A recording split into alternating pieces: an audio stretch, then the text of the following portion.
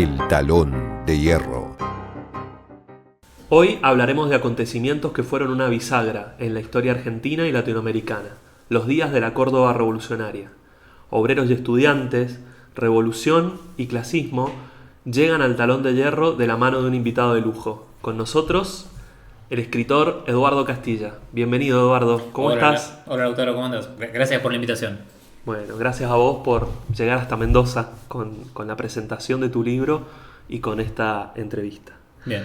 ¿Podrías contarnos un poco tus primeros pasos, ¿no? en el pensamiento, en adentrarte en la historia? ¿Cómo fue que conociste la historia del Cordobazo, de los dirigentes de los 70? ¿Y qué te llevó posteriormente con los años a esta iniciativa de hacer un libro? Yo empecé a militar en la izquierda, en el PTS, el Partido de Trabajadores Socialistas, a mediados de los años 90, más exactamente en el año 96. Yo empecé a militar en Córdoba, y en Córdoba lo que había era una tradición todavía muy importante de militancia política ligada a los 70, militancia sindical. De hecho, en ese momento todavía estaban vivos muchos compañeros y compañeras que habían participado en el Cordobazo, que habían sido parte del clasismo, que habían sido parte también del sindicato de Luz y Fuerza junto con Agustín Tosco. Entonces había una tradición, una continuidad, podríamos decirle, muy importante en lo que habían sido esas experiencias de lucha, y el Cordobazo era una parte desde un punto de vista de los discursos de época entre los sectores más combativos, ¿no es cierto? Córdoba no era muy distinta a la Argentina desde el punto de vista de que había menemismo, había conservadurismo social, pero había una tradición de lucha que se fue haciendo más fuerte hacia el 95-96, y cuando yo ingresé a la militancia política conocí a muchos de esos compañeros y conocí las experiencias, pude charlar con ellos, que nos contaran cómo habían sido los 70, tanto el momento de la persecución como el momento del combate, ¿no es cierto?, y de la lucha de clases. Entonces uno a mediados de los 90 veía que la situación era difícil para la militancia política, pero sin embargo tenía una cierta... no sé si la palabra es esperanza, ¿no es cierto?, pero era como que esas experiencias de lucha, esas tradiciones que transmitían esos compañeros, servían como un insumo para seguir adelante con las convicciones políticas, para organizarse, para ver la posibilidad de la lucha de clases como una perspectiva de cambio. Esto que estoy hablando, digamos, 95-96. Después de eso, desde el 97-98 en adelante, Córdoba, como pasa en el país, también empieza a tener una situación de mayor conflictividad social, crece la lucha de clases, crece la resistencia al menemismo y al neoliberalismo. Entonces, en cierta medida, esa tradición ya existente empieza también a ser real. A ser más parte de la lucha de clases cotidiana, por decirlo de alguna forma. Entonces, eso a mí siempre me pareció un tema muy interesante porque era parte, digamos, de pensar la provincia en la cual yo había empezado mi militancia política. Después, con el tiempo, en un determinado momento, varios años más tarde, bastantes años más tarde, empecé a pensar, después de leer varias biografías de Tosco, que era necesario hacer un repaso histórico y biográfico por el pensamiento de Tosco, que tratara de pensar más críticamente la estrategia política de Tosco. Córdoba, y en general, digamos, ¿no es cierto?, lo que se conoce, tiene una reivindicación de Tosco que es correcta, ¿no es cierto?, porque Tosco fue un dirigente sindical muy honesto, muy combativo, pero tuvo una estrategia política que tuvo límites. Entonces mi idea era trabajar sobre esa estrategia. A medida que fui leyendo me fui dando cuenta que era muy difícil pensar eso sin pensar el Cordobazo, los 70 en general. En ese momento me obligué a leer también sobre el clasismo porque era una forma de entender el proceso globalmente, y el libro La Córdoba Revolucionaria es un poco la síntesis de ese proceso de estudio que empieza como un intento de pensar más a Tosco y termina englobando todo el periodo hasta el golpe de la dictadura. Si bien tiene elementos previos al Cordobazo, el punto de partida del análisis más profundo es el Cordobazo y se extiende hasta el inicio de la dictadura en marzo del 76. Decías que querías conocer la historia de tu provincia, de cómo había llegado a gestarse esas tradiciones, y Córdoba es particularmente para la Argentina, y creo que a nivel general de Latinoamérica, un lugar de referencia muy importante por este tipo de movimientos revolucionarios que ha encendido. Sin ir más lejos, el Cordobazo del que estás hablando, pero también fue la cuna de la reforma universitaria. Sí. Entonces, bueno, apasionante tratar de entender o de ver si nos puedes contar un poco cómo llega a gestarse, digamos, el antes, la gestación de fenómenos tan importantes, en este caso lo que vos has investigado, que es el cordobazo. ¿Por qué llegan a acumularse experiencias de ese tipo que explotan en un proceso revolucionario? ¿Cómo era la Córdoba anterior al cordobazo? Era una provincia que, o sea, Córdoba tiene una contradicción que se ha, no sé, se ha analizado por historiadores, por sociólogos. En algún momento, yo no recuerdo dónde está escrito, se ha hablado de la Córdoba de los extremos. Entonces tiene momentos que son muy de izquierda, para decirlo de alguna forma, como la reforma universitaria o el cordobazo, que son ejemplos que vos contabas recién, y tiene momentos muy conservadores. Por ejemplo, la Revolución Libertadora contra Perón se inicia en Córdoba. Y de hecho en Córdoba no solo se inicia, sino que la situación, el accionar más de derecha se da en Córdoba, donde hay elementos de guerra civil, porque todo un sector de las clases medias y las instituciones ataca físicamente al movimiento obrero. Hay un libro muy interesante de César Tach que se llama Sabatinismo y Peronismo, donde cuenta eso. Entonces, por ejemplo, cuenta la participación de los curas, efectivamente, en grupos de choque que iban a atacar a los locales obreros armados. A ese nivel, digamos, o sea, tenía ese peso conservador Córdoba.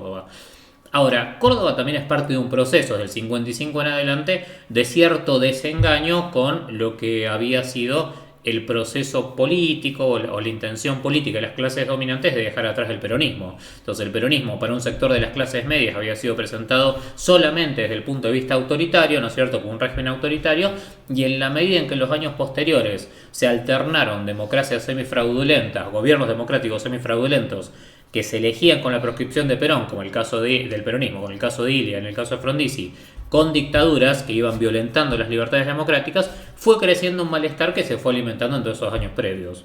La dictadura de Onganía, para ir más precisamente a tu pregunta, la dictadura de Onganía es un momento en el cual se da un quiebre más profundo, porque Onganía viene a intentar establecer un régimen político y económico de acumulación capitalista que sea funcional, más funcional a los intereses del gran capital internacional. En ese momento se da en la Argentina Juan Carlos Portantiero, un intelectual, lo definió como un empate hegemónico, un empate catastrófico, en el cual la clase dominante, el gran capital más concentrado, era el sector dominante en la economía, pero no podía imponer sus condiciones desde el punto de vista político. Es decir, no lograba ser hegemónico políticamente. La dictadura de Onganía viene a intentar hacer eso, y al hacerlo produce un proceso muy antidemocrático de ataque sobre el movimiento estudiantil, sobre el movimiento obrero, de prohibición de la actividad política, los partidos políticos. En Córdoba eso va generando condiciones, por un lado, para la emergencia de un movimiento estudiantil que es muy combativo. De hecho, el movimiento estudiantil cordobés,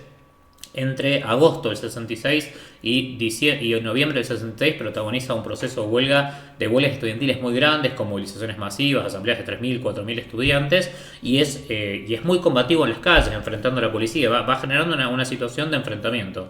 Y al mismo tiempo empieza una resistencia obrera que es más bien limitada a determinados sectores, pero que es muy dura también, con conflictos que son reprimidos, con elementos de enfrentamiento con la propia patronal a través de las fuerzas represivas. Entonces se va creando una resistencia que tiene un punto en común que es muy interesante, que en parte es parte de las particularidades cordobesas, que es que por su situación geográfica y social, por su estructura geográfica y social, Córdoba es una ciudad grande y chica al mismo tiempo, y en cierta medida la población, los estudiantes, los obreros se mezclan en el centro, convergen en los barrios. Es decir, vos no tenés la situación que ocurre, para dar otro ejemplo, en Capital Federal o en el conurbano, donde los grandes centros industriales muchas veces están muy lejos de las universidades, ¿no es cierto? Ahora es distinta la configuración, pero en los 70 era más de este tipo. Pero esa cercanía va creando una tradición de lucha común entre estudiantes y obreros que se encuentran en las calles, que hacen asambleas en comunes, que se solidarizan mutuamente. Por ejemplo, los estudiantes, cuando los obreros los persiguen a los de Luz y Fuerza, les prestan la universidad para hacer asambleas. Cuando la prohibición es en la universidad, los locales sindicales de los sectores combativos se abren para las asambleas universitarias. Entonces eso va creando una situación de conflictividad que al mismo tiempo se enfrenta a un régimen muy duro políticamente, que persiste en la persecución, persiste en el ajuste, y persiste en el ataque a las libertades democráticas. El régimen cordobés, como todas las provincias, tenía en ese momento interventores que eran puestos directamente por el Poder Ejecutivo Nacional, por la dictadura de Onganía, y el interventor que está presente directamente cuando es el cordobazo es Caballero, que era un tipo bastante reaccionario y bastante fascista. Hay un autor, no me acuerdo del nombre, creo que es Francisco Delich, que escribe directamente que Caballero hizo todo lo que estaba a su alcance para lograr que el cordobazo se convirtiera en una insurrección directamente. Entonces, esa combinación entre lo que crece por abajo, entre los trabajadores, los estudiantes, esa comunión de actividades de solidaridad y un régimen muy represivo crean las condiciones para el cordobazo. Obviamente que hay un contexto muy importante a nivel internacional que marca la Argentina, Córdoba y a nivel latinoamericano, que es el Mayo francés en 1968, los levantamientos contra la burocracia extremista en Checoslovaquia también en 1968, la lucha del pueblo vietnamita por su liberación en contra del imperialismo norteamericano, que se desarrolló desde 1965-1966. Entonces, ese contexto internacional alimenta tendencias combativas, una ideología anticapitalista, transformadora en sectores avanzados políticamente, que también va a colaborar a que el estallido se dé como se da. Una referencia histórica que mencionaste y que te llevó de hecho a indagar en esta investigación es sin duda la figura de Agustín Tosco, reconocida nacionalmente. Y vos hacías mención que te interesaba particularmente debatir sus posiciones estratégicas y políticas. ¿Podrías contarnos un poco primero cómo llega una figura así del movimiento obrero a lograr tanta influencia en Córdoba viniendo de una tradición no peronista, ¿no? Recién contabas la experiencia con el peronismo y con los regímenes de la Libertadora, antiperonistas. Pero ¿cómo logra él ser tan importante para el movimiento obrero cordobés teniendo otra tradición más claramente identificada con la izquierda? Y en segundo lugar, ¿con qué tipo de izquierda y cuál es la estrategia que plantea que a vos te lleva a replantear este libro? Bien, la primera pregunta, o sea, hay un dato que para mí siempre es interesante tomar en cuenta, que es que el escenario sindical cordobés en todo el periodo previo al cordobazo es más bien plural. Digo, o sea, a diferencia del escenario sindical, por ejemplo, en la provincia de Buenos Aires o en Capital Federal, era un escenario donde convivían sectores del radicalismo, del socialismo, del propio peronismo. Eso tiene que ver, del propio Partido Comunista, eso tiene que ver en parte por cómo se conforma el peronismo en Córdoba, ¿no es cierto? El peronismo en Córdoba se conforma más bien tardíamente y es un producto, podríamos decirlo de alguna forma, importado, porque no es que surge de sectores combativos, del movimiento obrero, sino que más bien es un acuerdo entre sectores del aparato nacional y sectores de los viejos partidos tradicionales. Entonces no es que tiene un peso abrumador el movimiento obrero cordobés. Hay otro aspecto que en el movimiento obrero cordobés, entonces vos tenés corrientes radicales, sindicalistas, ¿cómo se llama? Comunistas, socialistas, digo, eso por un lado. Y por otro lado, en Córdoba hay también un desarrollo de un nuevo movimiento obrero desde el 55, 56 en adelante, cuando se instalan, 54 a 55, se instalan tanto la Fiat como Ica Renault, que son las dos plantas automotrices más grandes y que van a tener más o menos 10.000 trabajadores cada una en el momento de más auge, 11.000 también. Entonces, digo, eso crea también un universo de autopartistas alrededor, que son las que proveen insumos y autopartes. Entonces, hay una nueva configuración del movimiento obrero desde mediados de los 50. O sea, cuando el peronismo está por ser derrocado, por decirlo de alguna forma, ese movimiento obrero recién empieza a nacer. Tosco tuvo su momento de muchísima simpatía con el peronismo.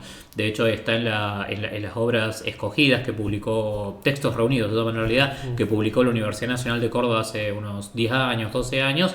Los primeros textos de Tosco, el 53-54, cuenta, son textos reivindicativos de Perón, reivindicatorios de Perón. De hecho, no me acuerdo bien, hay uno que yo cito en el libro donde cuenta efectivamente que ahora los trabajadores, dice efectivamente, ahora los trabajadores podemos tener Navidad y podemos tener fiestas gracias a lo que ha hecho por nosotros Juan Domingo Perón. Entonces tiene una simpatía muy grande hasta el 53-54 y después de eso empieza a tener un giro político que tiene que ver no solo con Tosco, sino que tiene que ver con el momento que atraviesa el peronismo. El peronismo desde 1952-53 empieza un giro a la derecha políticamente porque las condiciones económicas nacionales no son tan favorables como lo fueron en el periodo previo. Entonces, por un lado hay un estancamiento económico que va a abrir un debate en la Argentina y que el peronismo lo va a impulsar, que es el problema de lo que se va a llamar aumentar, o lo que se sigue llamando, digamos, aumentar la productividad de las condiciones del trabajo, es decir, aumentar las condiciones de explotación sobre la clase trabajadora. Eso va a ser una demanda permanente de la clase capitalista que Perón va a avalar más abiertamente en el 55, a principios del 55, impulsando lo que se llamó el Congreso de la Productividad. Al mismo tiempo, como el país tenía un cierto estancamiento económico, se va a impulsar el ingreso de empresas imperialistas mediante una ley, no me acuerdo exactamente, la ley de inversiones extranjeras, creo que es el nombre, que también facilitaba muchísimo inversiones imperialistas. Y ahí hay cosas que son muy obscenas para un movimiento que reivindicaba la soberanía nacional. Hay un ejemplo que es muy patente al cual se opuso todo el peronismo de izquierda, que era la negociación con la petrolera Standard Oil, que era británica, donde los tipos prácticamente le cedían la mitad de la provincia de Santa Cruz, ¿no es cierto?, para las inversiones petroleras. Entonces ese tipo de cosas van a hacer que Tosco vaya rompiendo con el peronismo al mismo tiempo que se va acercando políticamente al Partido Comunista. Y ya desde 1957-58 es muy probable que Tosco haya sido muy simpatizante del Partido Comunista. Hernán Camarero, en un texto que es una de las introducciones a las obras que te mencionaba recién, cuenta eso, que desde fines del 55 se registra que tenía una relación con dirigentes importantes del Partido Comunista, que se reunía periódicamente. No me acuerdo ahora el nombre del dirigente histórico del Partido Comunista en Córdoba, que era de la UOCRA. Entonces hay un momento en el cual empieza a tener una relación y va acercándose hacia las posiciones políticas del Partido Comunista, que van a ser las que va a compartir esencialmente hasta el final de su vida. Es decir, Tosco no fue militante, eso está, él nunca se reivindicó. De hecho, la dirección del Partido Comunista, los dirigentes del Partido Comunista, hay un dirigente, que en ese momento era dirigente juvenil, que era Jorge Weinstein, que cuenta que Tosco decía abiertamente que él no quería aparecer como militante porque consideraba que era más útil para unir al campo popular siendo no militante.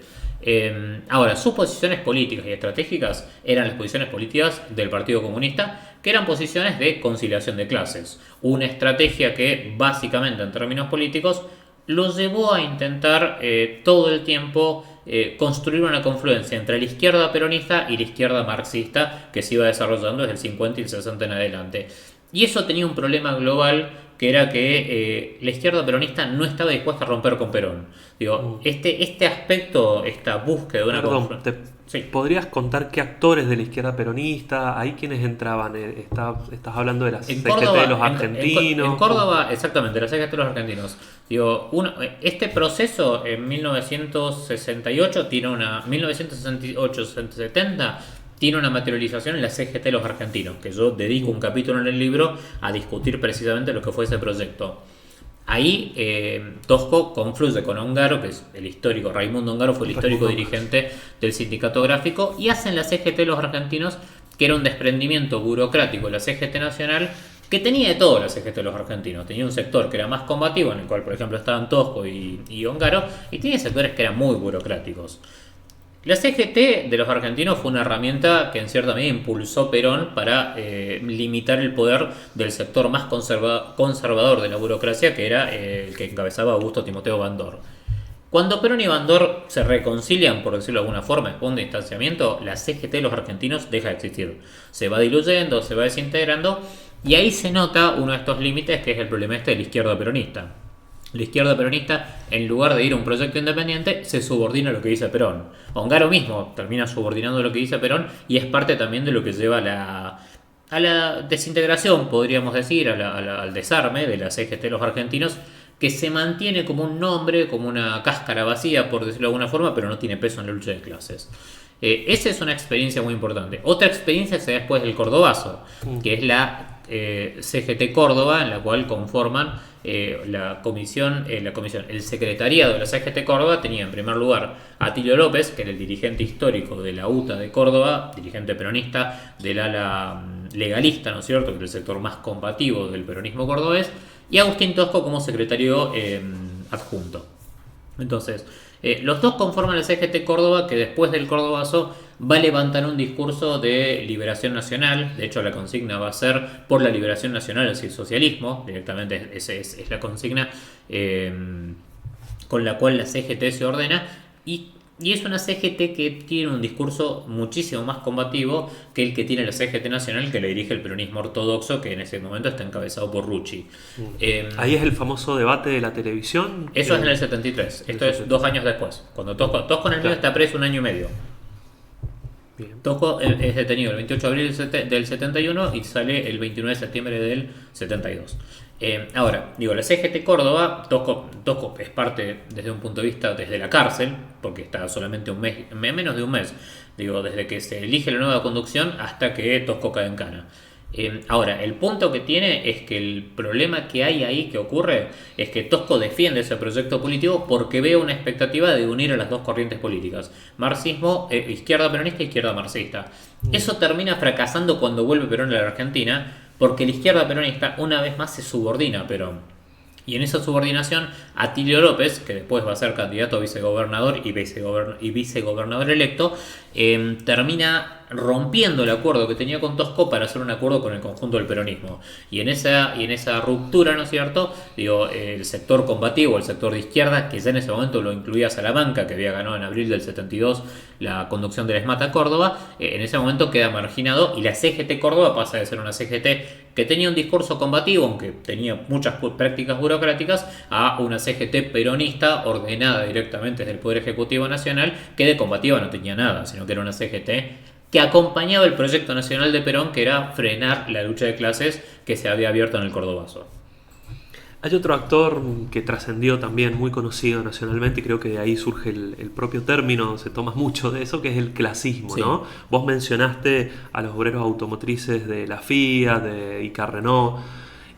¿Cómo actuaban desde esos sectores del sindicalismo? ¿Cuál es la experiencia del clasismo cordobés? Un poco si podés contarnos sus orígenes, cómo llegan, pero después también cómo era su participación en estos debates entre la izquierda peronista, la corriente de Agustín Tosco, la CGT, los distintos gobiernos que se van posicionando. ¿Cuál es el rol que tienen los clasistas ahí? El clasismo es un fenómeno. El clasismo de Fiat es un fenómeno muy combativo y antiburocrático y antipatronal que emerge en las condiciones creadas por el Cordobazo. O sea, el Cordobazo es un levantamiento popular, una semi-insurrección, hemos definido nosotros en términos marxistas, siguiendo elaboraciones que hizo en su momento Nahuel Moreno, ¿no es cierto? El que fue en ese momento dirigente del PRT, la verdad. Entonces digo, eso es un levantamiento popular que que abre una situación de ascenso revolucionario a nivel nacional y que en Córdoba en particular crea una subjetividad muy revolucionaria en el aspecto de anticapitalista y antipatronal y antiburocrática, ¿no es cierto? O sea, lo antiburocrático y lo antipatronal son dos elementos muy fuertes que emergen en el Cordobazo. Entonces, el clasismo, ¿qué es lo que es? Es ese proceso expresado en las fábricas de Fiat desde marzo de 1970. Los trabajadores de Fiat tenían en ese momento dos plantas en Córdoba muy importantes, que eran Materfer y Concord. Materfer tenía el sindicato del Citram, sindicato de trabajadores de Materfer, y Citrac era el sindicato de trabajadores de Concord. Los dos eran sindicatos de empresa y eran sindicatos amarillos patronales, que la patronal los había armado así en un acuerdo con el gobierno de Illia en el 60 para que no pudieran unificar en primer lugar a toda la fábrica y para que no se afiliaran ni a la UOP ni a la ESMATA. Era una forma de mantener dividida la fábrica.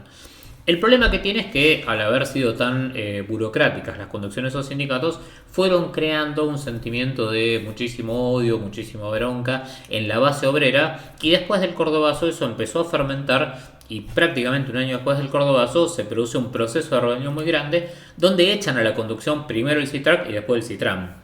Y echar es literalmente que los echan a patadas. O sea, hay una asamblea general, baja la conducción del gremio, ¿no es cierto?, a intentar explicar un convenio colectivo que era una basura. Los trabajadores indignados dicen, estos tipos no nos representan. De hecho hay una cita que yo pongo ahí, que es un libro de Gregorio Flores, que fue uno de los dirigentes del clasismo, que el tipo cuenta una charla del mismo día con un obrero que tenía muchos años de fábrica, que el tipo dice, el obrero más viejo le dice, esta tarde se arma, a estos cosos no los quiere nadie, ¿no es cierto? Entonces, o sea, ya era evidente que el ambiente estaba muy caldeado. Cuando se produce esa rebelión, empieza un proceso de organización democrática que va a dar lugar al surgimiento de una comisión provisoria que va a crear un nuevo sindicato clasista. El clasismo va a tener como rasgo identitario en primer lugar la democracia de base. Después de años de traiciones, de entregas y demás, para los trabajadores va a ser fundamental el funcionamiento democrático. De hecho, una crítica que le va a hacer la burocracia sindical a los clasistas es que tenían exceso de asambleas, lo cual es una ridiculez, porque no puede haber exceso de asambleas por definición, ¿no es cierto? Entonces, ¿eso que demuestra? Una firme decisión de mantener la participación de las bases, de que todo sea decidido democráticamente en asambleas y que la nueva conducción no se separe efectivamente de lo que decían los trabajadores en el lugar de trabajo. Entonces, el funcionamiento era muy democrático. Y al ser muy democrático el funcionamiento, generó una situación que es muy novedosa y que en última instancia no es muy novedosa, pero es una cuestión que surge del mismo proceso de la lucha de clases. En la medida en que los trabajadores se sacan de encima la burocracia sindical y empiezan a funcionar democráticamente, empiezan a conquistar una conciencia de que pueden tomar en sus manos múltiples decisiones. Y eso los lleva a cuestionar la situación adentro de la fábrica. Es decir, la democracia obrera abre el camino a un cuestionamiento del poder capitalista dentro de la fábrica, al cuestionamiento de cómo se trabaja, con qué ritmo se hace, en cuántas máquinas puede trabajar un obrero. En ese momento Fiat tenía un sistema que se llamaba de acople de máquinas, donde un trabajador trabajaba en 2 máquinas simultáneamente. ¿No es cierto? Eso es propio de la explotación capitalista, que busca aumentar la tasa de explotación todo lo que se puede, la tasa de plusvalía, y al mismo tiempo reducir costos. Ahora, en ese proceso de construcción de una nueva conciencia que se expresa a través de lo democrático, se empieza a cuestionar el poder capitalista y surge un sentimiento antipatronal muy fuerte que se va a ir radicalizando a medida que la patronal conteste, porque cada acción de los trabajadores la patronal la va a contestar con despidos, ataques, persecución. Entonces el proceso del clasismo va escalando y se va convirtiendo en un ejemplo de lucha para múltiples sectores. Por un lado, porque cuestiona la burocracia en general. Al funcionar de manera democrática, el clasismo lo que muestra es un funcionamiento distinto a los sindicatos. Hay una anécdota que está contada ahí en el libro que dice que los clasistas iban a los plenarios de la CGT y cuando iban empezaban a cuestionar a los dirigentes que venían sin mandato. Entonces imagínate, para la dirigencia sindical peronista, burocrática, que opina que está prohibido llamar a asamblea, que vengan obreros, dirigentes que tienen mandato de asamblea y los cuestionen, era efectivamente un problema grande, ¿no es cierto? Entonces, por un lado cuestionan la burocracia y por otro lado empiezan a mostrar una contundencia muy grande en los métodos de lucha contra la patronal. Y contundencia muy grande es tomar la fábrica con rehenes para disuadir la represión policial, rodearla de tanques de combustible y amenazarla de hacer volar. Entonces digo, eso era la forma en que tenían los trabajadores de conquistar cosas que uno diría son mínimas, pero sin embargo efectivamente requerían esos métodos de lucha duros. Por ejemplo, la primera toma de fábrica es para que reconozcan a la comisión provisoria que había sido elegida por los obreros, porque ni la Secretaría de Trabajo ni la patronal la querían reconocer. La segunda toma es por despidos. La tercera toma también es por despidos y es una toma masiva que, por ejemplo, logra la simpatía de toda la población de Córdoba y genera paros en otras automotrices y autopartistas. Todos esos conflictos, esos momentos de lucha, triunfan. Y al triunfar muestran al clasismo como un ejemplo para la clase trabajadora de Córdoba y de todo el país. Entonces, desde ese punto de vista se convirtieron en un peligro también para la clase capitalista en el terreno político. O sea, ya no es un problema solamente corporativo sindical. Se pasan a ser un peligro en el terreno político y al mismo tiempo, como producto de ese proceso, de ese desarrollo, empieza a crecer una conciencia en el sector más combativo, más dirigente del proceso, que va siendo progresivamente anticapitalista y socialista. Ahí es inseparable de la influencia que tuvieron corrientes de izquierda. En ese momento hay 3 corrientes que influencian esencialmente, o que son las que más influencian. Una es Vanguardia Comunista, otra es el Partido Comunista Revolucionario. Ambas son de origen maoísta, ¿no es cierto? Vanguardia Comunista no existe más, el Partido Comunista Revolucionario sí. Y el PRTR, ¿no es cierto? Que tenía, ¿no es cierto?, es la corriente que dirigió en ese momento Roberto Mario Santucho, que fue la que creó efectivamente el Ejército Revolucionario del Pueblo, que también tiene una concepción marxista confusa desde nuestra mirada, desde una mirada trotskista, pero una concepción marxista. Esas 3 corrientes fueron muy importantes para la politización de los obreros, ¿no es cierto?, para el avance de ideas de izquierda y demás. Tuvieron un papel incorrecto a nuestro modo de ver, o a mi modo de ver, que es lo que está problematizado en el libro, en cuanto a que sus concepciones fueron sectarias y ultraizquierdistas. Entonces ese sectarismo se trasladó a la práctica política del clasismo, que tuvo una posición más bien sectaria, es la palabra, ¿no es cierto?, hacia Tosco, hacia Tilio López, pero no hacia los dirigentes esencialmente, sino hacia la base obrera que veía a esos dirigentes como muy combativos. Digo, o sea, yo recién decía que la CGT Córdoba tenía contradicciones. Digo, tenía una conducción combativa de Tosco y Atilio López, pero su práctica política muchas veces estaba más bien moldeada por los sectores conservadores y burocráticos, ¿no es cierto?, que existían. Entonces no era tan combativa como su discurso lo planteaba. Obviamente, si vos lo comparabas con la CGT Nacional, estaba a años de luz de distancia, pero también tenía prácticas burocráticas. Los clasistas más bien tuvieron un error, por influencia de las corrientes de izquierda, de ver todo como un solo bloque y no distinguir que había dirigentes que eran bien vistos por su práctica y su discurso combativo, y otros que eran efectivamente burócratas conservadores que no iban a mover un dedo por nadie. Había una diferencia, por ejemplo, en el problema democrático. Luz y Fuerza y Tosco funcionaban con asambleas democráticas. O sea, si bien en general no mandataban a sus dirigentes, pero Luz y Fuerza funcionaba regularmente con una asamblea semanal que se llamaba a través del periódico, con un temario establecido donde vos ibas y podías debatir de igual a igual con Tosco. Directamente. Entonces, si eras un delegado o de base. Entonces digo, los clasistas no supieron distinguir esos grises y eso fue resultado de la influencia política de las corrientes de izquierda. Ahora, volviendo y para cerrar un poco la idea.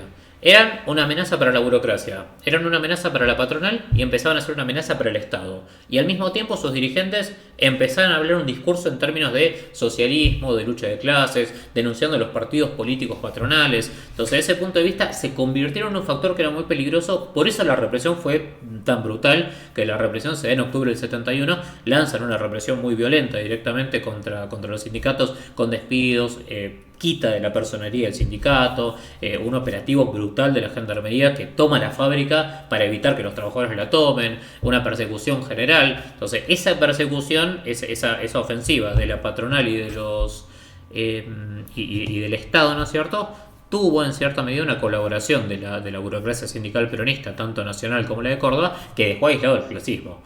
Ahí tuve una parte del libro que yo dedico a explicar muy bien, lo más precisamente que se pueda, cuál fue el papel de las distintas alas de la dirigencia sindical, qué papel le cupo o le cabía en ese momento a la conducción de Luz y Fuerza. Tosco en ese momento estaba preso, pero tenía una enorme influencia en Luz y Fuerza, más allá de estar detenido. Entonces eso es una explicación muy compleja sobre cómo hubo una cierta pasividad, una cierta complicidad de un sector burocrático del movimiento obrero cordobés, sindical burocrático, que en el momento en que el clasismo era atacado brutalmente, no luchó para que esa derrota no se produjera.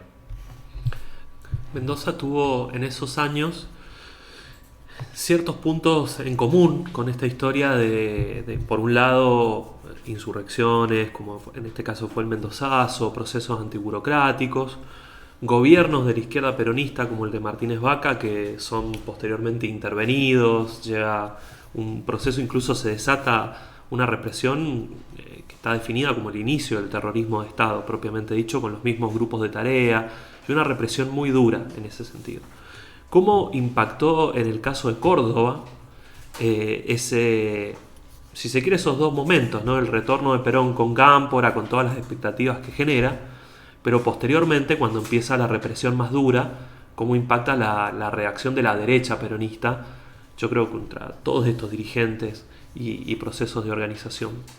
Y Córdoba tiene de hecho un golpe policial en el derrocamiento de Atilio López y Obregón Cano, que es lo que se llamó Navarrazo. Córdoba tenía la particularidad de que al haber estado muy marcada por el cordobazo, vive un ascenso revolucionario muy importante, digamos, desde el 69 en adelante. En cierta medida la lucha de clases en Córdoba es más avanzada que a nivel nacional globalmente.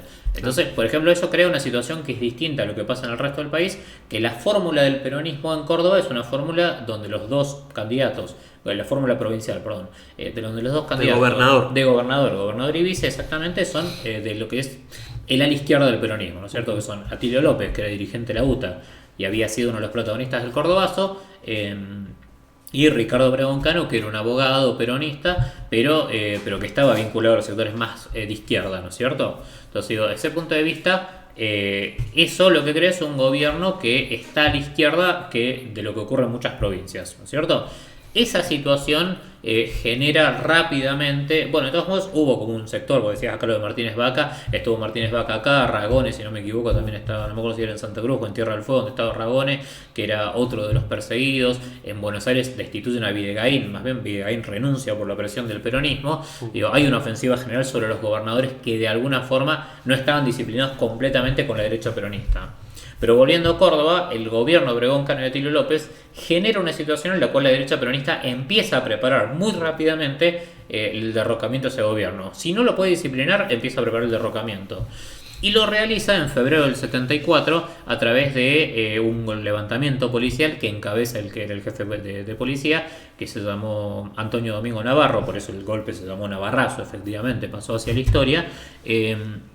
Que lo que hace es, en primer lugar, es un golpe preparado con los sectores patronales de la provincia, con la iglesia y avalado por Perón a la distancia. De hecho, Perón durante los días, la semana previa se encarga como de ir preparando el clima, entonces habla de que Córdoba es un foco de infección, de que si no se arregla sola nadie le va a arreglar, o sea, es como que va creando el clima. El plan, según relata, no me acuerdo quién es que lo relata en La Voluntad, era un plan que ya se le había presentado a Perón, ¿no es cierto? O sea, Perón estaba al tanto de la organización del golpe y lo va alentando políticamente. El golpe se produce el 27 de febrero del 74, son detenidos Obregón Cano y Atilio López y se desata una represión bastante importante en la provincia. De hecho, hay cientos de detenidos que son dirigentes obreros, dirigentes estudiantiles, que van todos a parar a lo que en ese momento era la central de la policía, que estaba en el Cabildo Histórico. Son detenidos ahí en la madrugada de ese mismo día, con operativos policiales, con racias y demás.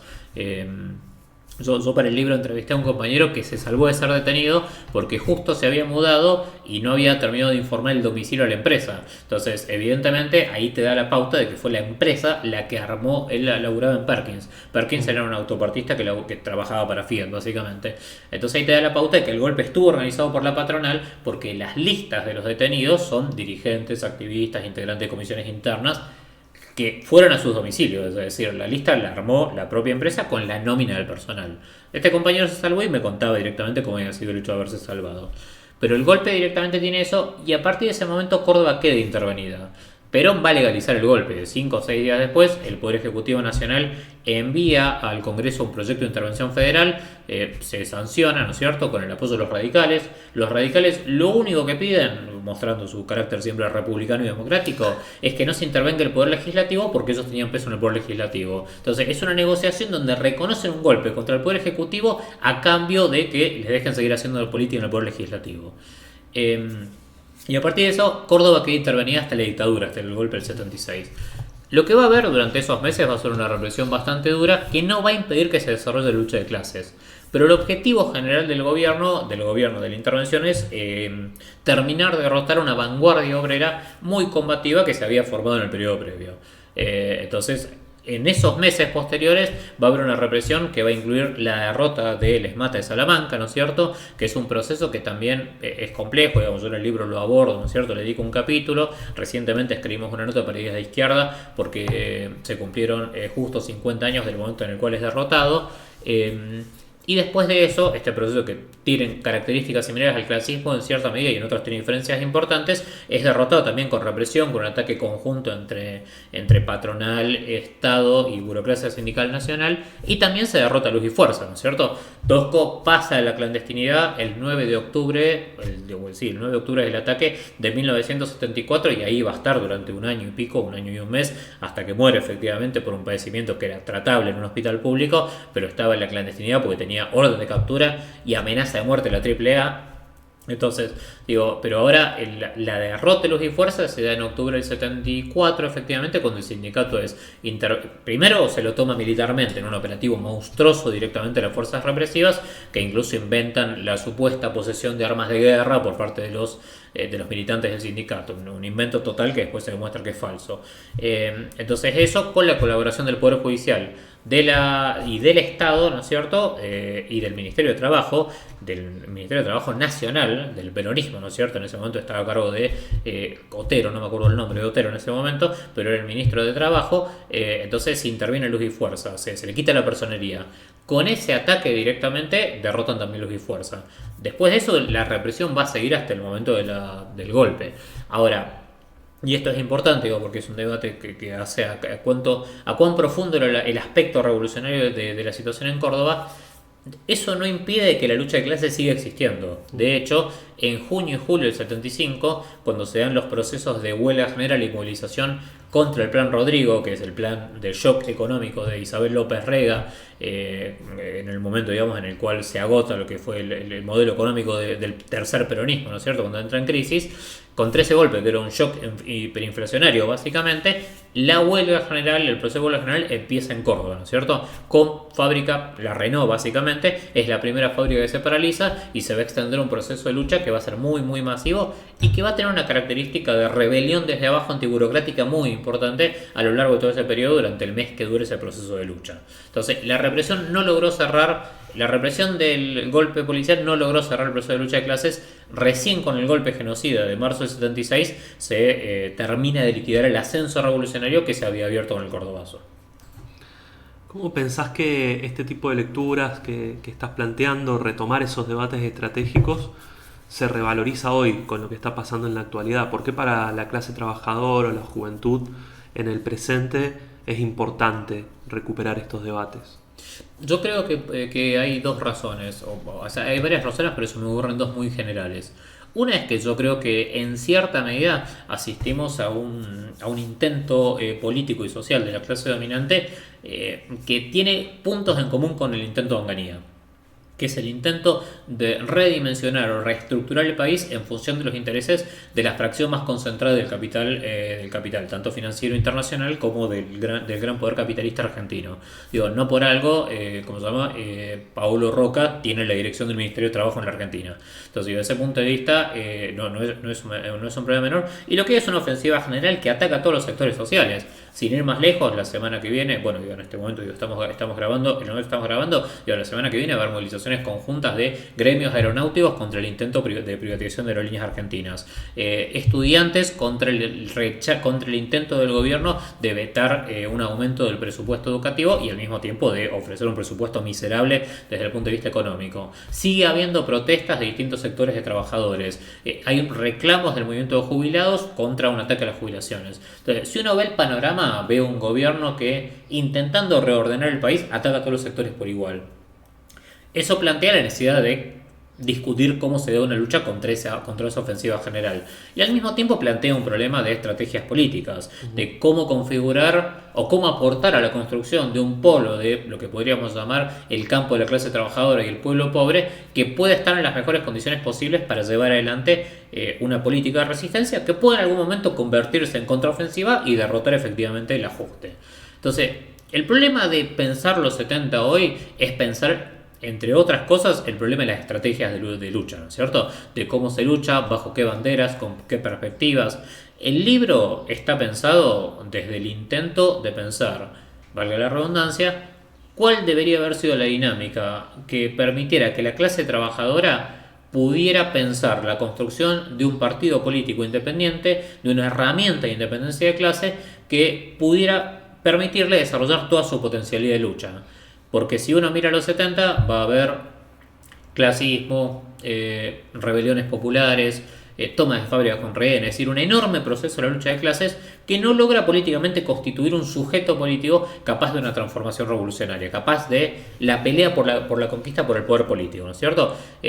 Entre otras cosas porque no logra superar el estadio de la conciencia política que impone el peronismo, que impone, o que en ese momento en particular mostraba una enorme combatividad en la calle, por lo menos por los sectores más combativos, pero al mismo tiempo confiaba en que la solución la daba el Estado capitalista desde arriba a través de una figura emblemática como por ejemplo Perón. Entonces esa conciencia no logró ser superada. Entonces el libro intenta pensar eso aplicado en particular al proceso cordobés, si bien abarca, digamos, los 70 en general, está concentrado en las corrientes que tuvieron más peso en el Córdoba, en el periodo posterior al Cordobazo, que son Tosco, el clasismo y el neoclasismo de Salamanca. Entonces, digo, hay un aspecto que tiene que ver, volviendo a tu pregunta, con la estrategia. Entonces, hay que pensar la estrategia para la práctica política que desarrollemos hoy, en el movimiento obrero, en el movimiento estudiantil, en las barriadas populares, en el movimiento desocupado. Es decir, digo, hay un debate de estrategias. Y yo después de eso creo que otro aspecto que es muy importante es que y esto en cierta medida tiene un aspecto que, si se quiere, es personal. Digo, conocer las tradiciones de lucha de quienes nos han precedido, que son enormes, es una... No se me ocurre una palabra, digo, pero es una contratendencia, ¿no es cierto?, al escepticismo que en general se crea sobre la idea de la lucha de clases. Digo, nosotros, los últimos años en la Argentina, el peronismo ha colaborado muchísimo a la idea del mal menor, y la idea del mal menor es una idea que no se puede luchar, tiene varios componentes, pero un aspecto es que no se puede luchar, porque si luchas te va a pasar algo. Y la realidad es que los 70 muestran, que la clase obrera dio enormes combates, que el movimiento estudiantil dio enormes combates, que había métodos profundamente revolucionarios desde el punto de vista de la lucha de clases. Entonces, que esas enormes tradiciones son también una respuesta a los intentos de crear escepticismo, de que lo único que queda es amoldarse a la realidad tal cual es, y que la realidad no puede ser transformada. Yo te decía que tiene un aspecto personal porque para mí en los 90 fue un aliciente, un incentivo para la militancia política revolucionaria. Yo creo que el libro puede tener hoy puede ser hoy parte de colaborar a esto, a crear, o a fortalecer o a empujar o a alentar tendencias a la militancia de compañeros y compañeras que vean que efectivamente, cuando los marxistas decimos que el cielo se puede tomar por asalto, no estamos diciendo una frase hecha, sino que efectivamente se puede tomar el cielo por asalto. Muchísimas gracias, Eduardo. A ustedes queremos recomendarles especialmente el libro de Eduardo Castilla, que está disponible a través de la página del Instituto del Pensamiento Socialista de la Argentina, y vamos a hacerte a vos entrega de un libro también de este editorial que recomendamos, creo que puede complementar tu lectura, que es el Programa de Transición, y escrito sobre la fundación de la Cuarta Internacional de León Trotsky, en agradecimiento por haberte hecho presente aquí y darnos esta clase magistral. Muchísimas gracias a ustedes, Lautaro, por la invitación. Nos vemos en un próximo capítulo del Talón de Hierro.